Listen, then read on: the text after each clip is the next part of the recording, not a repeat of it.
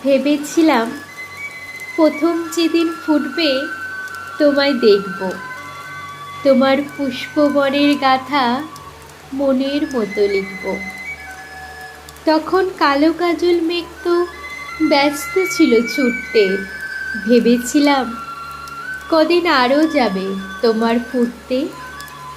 সবে তুই বর্ষা গেল, শরৎ এলো মাত্র, এরই মধ্যে শুভ্র কাশে ভরল তোমার গাত্র।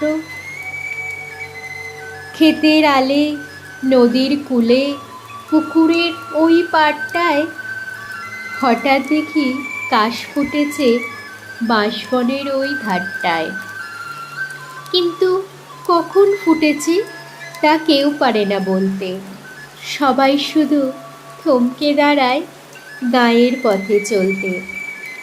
শরৎ রানী যেন কাশের বোরখাখানি খুলে কাশবনের ওই আড়াল থেকে নাচছে দুলে দুলে। ইচ্ছে করে ডেকে বলি, ওগো কাশের মেয়ে, আজকে আমার চোখ জুড়ালো তোমার দেখা পেয়ে।